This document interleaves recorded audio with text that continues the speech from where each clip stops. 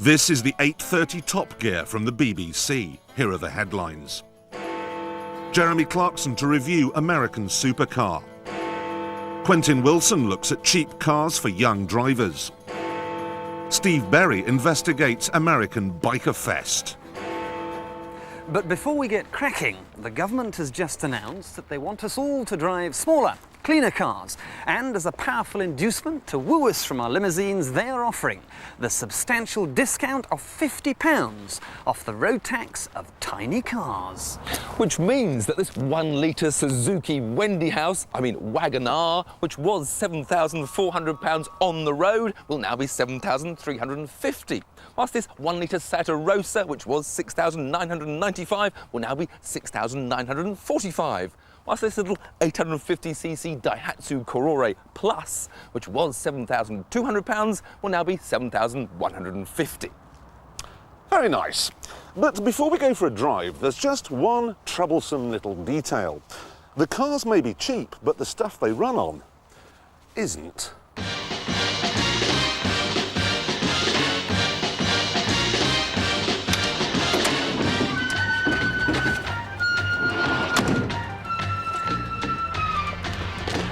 I've come for some petrol. I hear it's gone up. There we go. No. Not enough. My watch, it is gold. Please. And just a gallon, yes? Oh, well. You accept bullion? Yeah. I'll have a gallon too, please. More? Strike a hard bargain. There you are, sir. It's me a lot. Solid gold. I've got 7p. I know. Ready? The Koh-i-Noor, the world's largest, most valuable diamond. 2 gallons, perhaps? 2? 1. 1. All right, 1 gallon. Great. So, 1 gallon apiece, 3 thrifty cars. How far will it get us? See you later in the... 30 miles on, and we're getting to know our frugal friends. Mine has got electric windows. I've got a passenger airbag. And I've got, carpets. And I've got 1 cylinder short of an engine. Yep, it's only got 3 cylinders this, just 850cc, which develops, ready, 42 brake horsepower. 42. That's very nearly as much as I get out of my fridge. I have more. A mighty 60 horsepower and 996cc. But it's a wardrobe. People are openly pointing and laughing. The trouble with all this petrol saving, though, is you do lack power.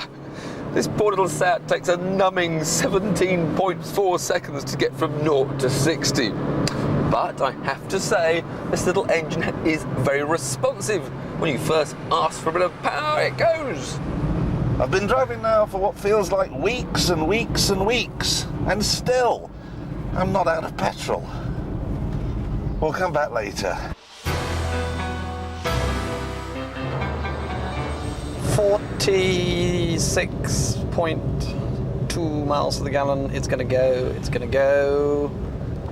No, it's died. There it is, that's it. That's your lot. Bye! Now to outrun Jeremy. What's that ahead? 49 miles! It's not gonna make 50 though. Jeremy's disappearing in his little Daihatsu.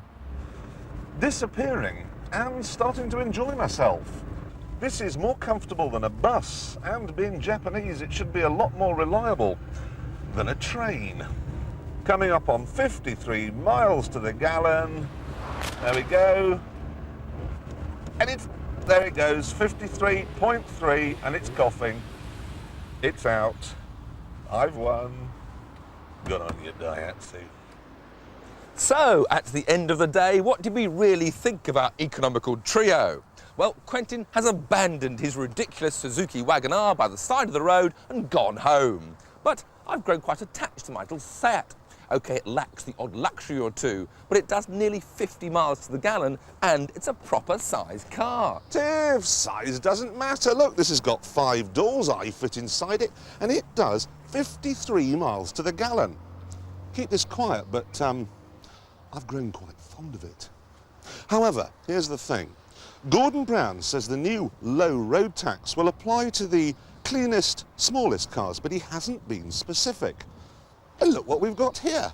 A Porsche 911. I mean, it's not that big, and director's just washed it, so it's lovely and clean. Tiff, you drive home. I know it's not terribly economical, but do please remember, despite the government's best efforts, petrol is still cheaper than milk. All right, Tiff, hit it.